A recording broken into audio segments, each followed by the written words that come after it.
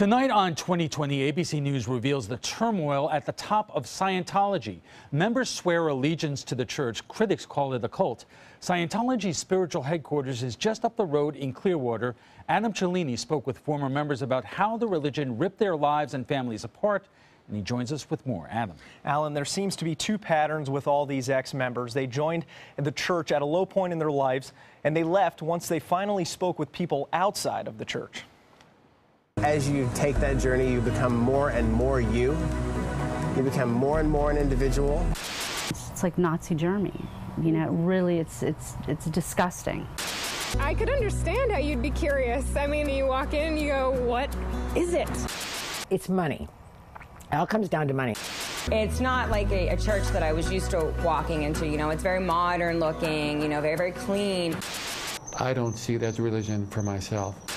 3 ex-Scientologists coming forward to ABC 7 with a warning. Be wary of what's happening in Clearwater. 59 buildings make up the church's international spiritual headquarters. It's there some lost their money. We're probably spent $150,000 in our career in Scientology. Some lost their family. I haven't spoke to my daughter in 18 years. And some lost their self-respect. I didn't feel I was treasonous. To them, I was treasonous to the people of Clearwater and friends that I made. That's who I was treasonous to. For the first time in 25 years, Dee Finley speaks publicly about her role in the church's 1980s Clearwater expansion. They had been moving in since 75, 76, and people didn't like them and didn't want them, and they had a lot of enemies. One of those enemies, she claims, was City Commissioner Richard Tenney, an outspoken critic of Scientology. She says the church told her to infiltrate Tenney's office as a part-time secretary. I would copy people's names that were donating to him and stuff so they'd know. See, they want to know who's on his side, because then they're an enemy. You know what I mean? Then they go handle them. Tenney left Clearwater in the early 80s, and Finley left the church shortly after. The 4 years undercover still haunt her today. I went through hell for 25 years. I mean, keeping quiet, and every time I hear something, I just shake inside because I could never tell anybody.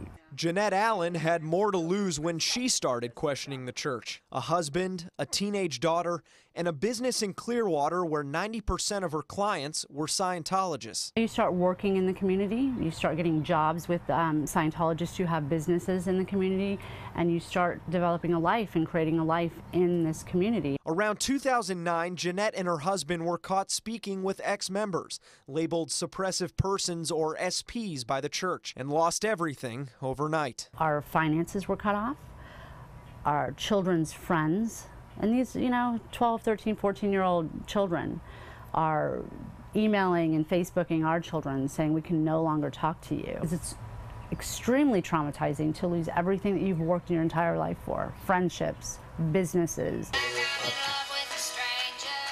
Today, this is as close as Roger Weller gets to his daughter. Now a musician in California, Alyssa severed ties with her dad when she was just 13. Her mother came down to Sarasota and invited me up to Clearwater to meet with them, and she said she was having a difficult time being up, doing her upper OT levels because she was connected to me. Weller left the church around 1986 when founder L. Ron Hubbard died and David Miscavige took over. If you are a Scientologist, you are one of the relative few that hold the answers in your possession that all humankind depend upon. Weller says they tried using his family to lure him back. I went up there and they wanted me to give them a lot of money and get back involved. I paid a lot of money for courses and auditing, and I felt like I got a exchange for that.